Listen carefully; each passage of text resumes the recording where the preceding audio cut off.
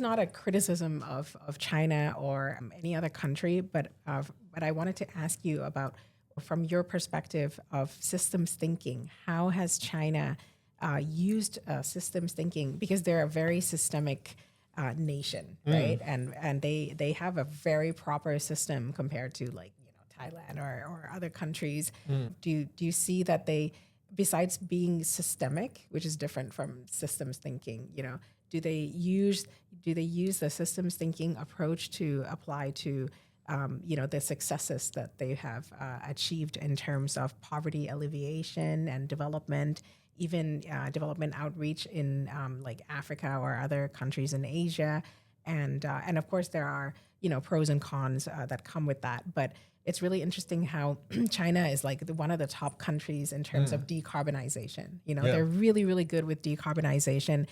They were very strict with the decarbonization of fossil-fueled power plants. The transition to renewables and all these things, and they have the most EVs produced in the world, right? And everywhere you look in Bangkok, it's a bunch of Chinese EV brands, and they keep coming up. I feel that Thai people would pay attention to that. So what can we learn from China in terms of the systems thinking approach for sustainability or sustainable business? Yeah, that's a great question. I think China is a beautiful model of this. Luckily, I have had the opportunity to work in China, in Shanghai, through Tongji University, again, through UNEP. Okay.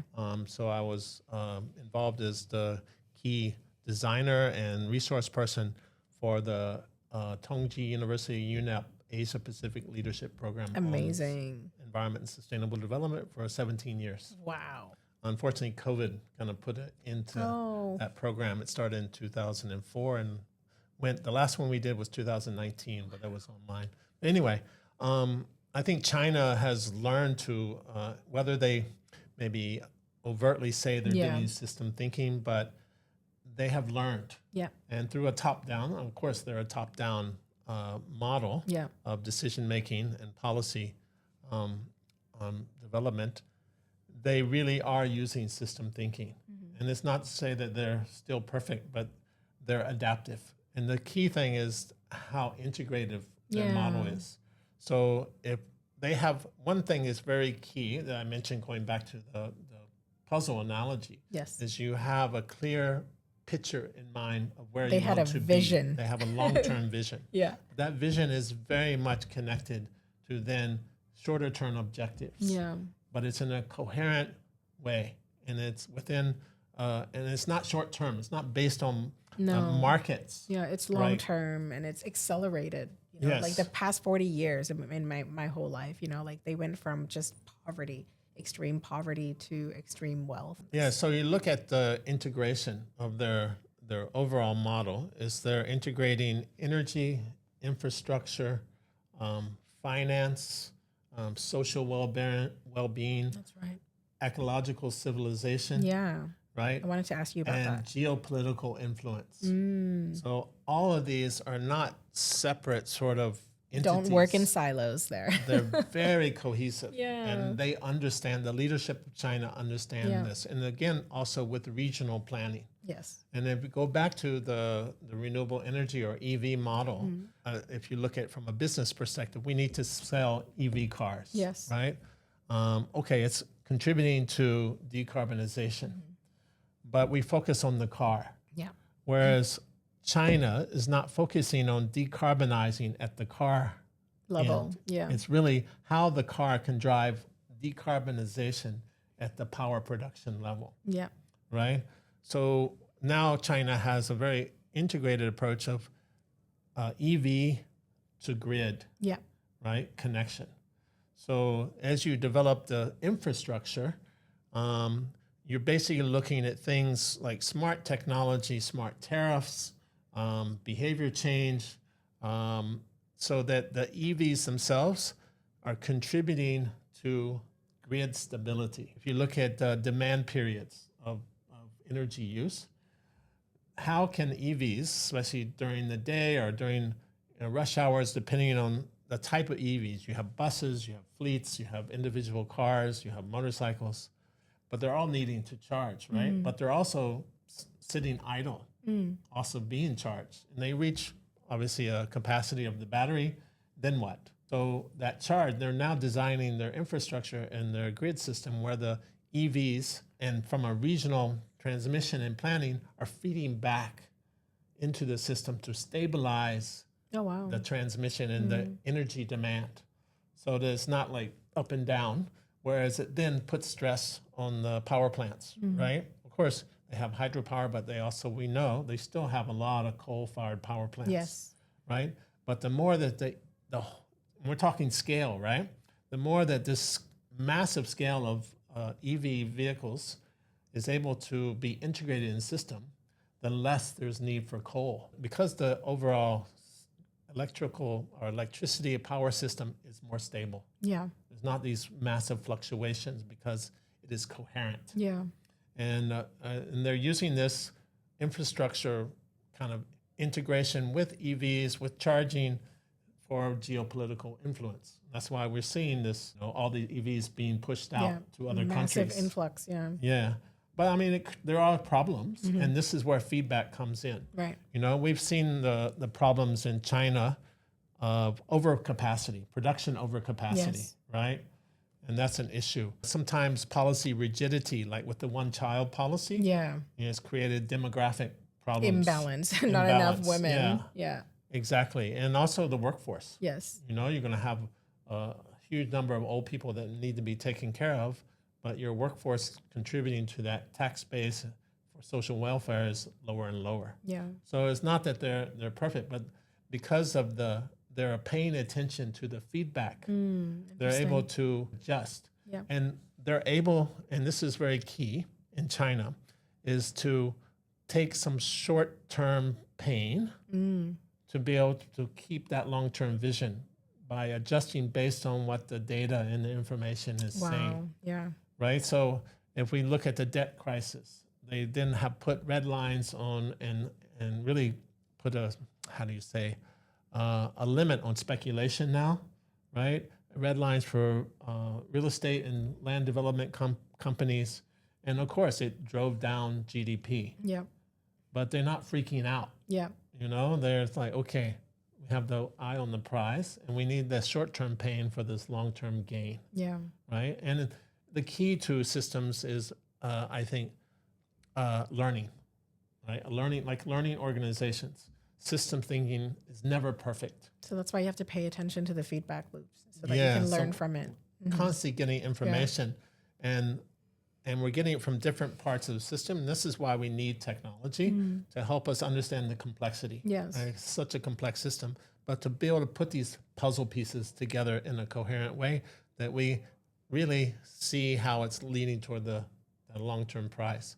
And we're able to, because of the feedback, adjust our policies in time, right?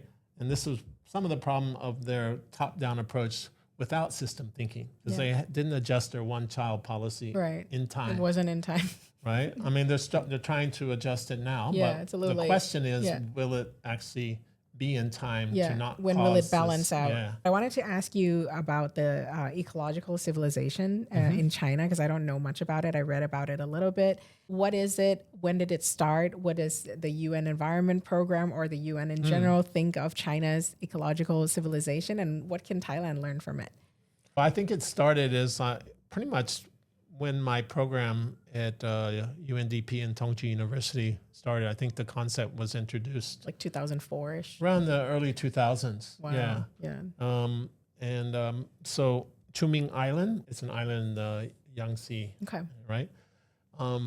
So they use that as kind of a testing ground to develop how we can balance like social living that's much more in harmony with nature, but also provides a quality of life that is expected of a dynamic, growing, and more affluent country, right? But also protecting nature, but also not kicking the local people. Not gentrifying. Yeah, not gentrifying. It's a little bit of gentrification. A little bit, okay. But you're also providing the link between the local people with this new lifestyle that you're trying to promote. Yeah. And I think that's at the core of ecological civilization. So if you look at the greening of China, greening of the Gobi Desert and outside of north of Beijing, which is from the 90s up into the mid 2000s, there was just this increasing encroachment of the sand. Yeah. Right. But then they kicked into gear, and that's one of the most impoverished parts of China. Is that area, right? There's no industry, there's no agricultural possible at that time. Water shortages, and so with this massive greening, but tying it into rural livelihoods, right? Both in terms of agroforestry, ecotourism. You can see the tourism model in China exploding. That also feeds back to the urban areas where most people live, right? By providing the cleaner water, cleaner air. Another good example of ecological civilization, and again, using this feedback. You remember, was it 15 years ago? When was the Beijing Olympics? Ooh, I don't remember. Probably about 15, 20 years ago? Yeah. Yeah. But at that time, Beijing was one of the most It was so polluted. cities in the world. So they went into gear. I think the Olympics was kind of this iconic event. They didn't want to be shamed. But at the same time, I'm sure the Politburo and the key intellectuals of the party is like, this not just for the Olympics. I mean, to get to our vision of an ecological society, of an affluent, of a powerful, but also, how do you say, China peaceful country. I mean, they haven't started wars, right? Yeah. I mean, I think 79, there was some skirmish with Vietnam, but you're right. So they've been able to focus a lot of resources on this. And so they were able to basically shut down industry, right? And limit car use in Beijing, but move industry out to really, I mean. Imagine that in Bangkok. And so imagine what most societies, the pushback from the industrialist, the business sector, you know. But at the same time, okay, there's, again, as I emphasize, some short-term pain. Yeah.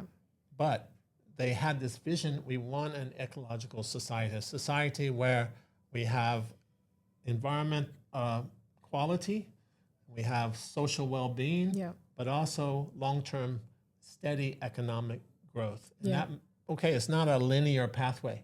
And this is the key of system thinking. There is a fluctuation, it's a more non-linear type of ability to accept non-linearity.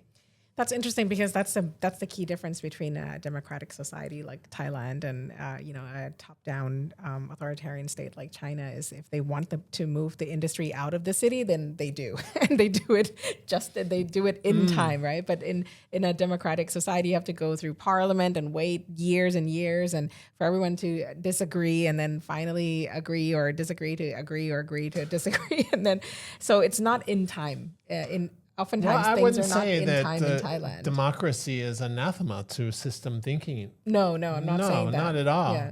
It's just that. But it's the lack of looking at the feedback loop here, oftentimes, right? That we're not looking. It might be also who has power to influence. Okay. You know, and if we equate democracy with capitalism, then that might be the problem. Yeah, and they're not the same thing. Because capitalism is based on profit motive, right? It's based on scarcity. Even if we look at making prices higher and getting profit is by creating a sense of scarcity, supply and demand, right? Rather than abundance, and which is more, I would say, the maybe socialist communism model is.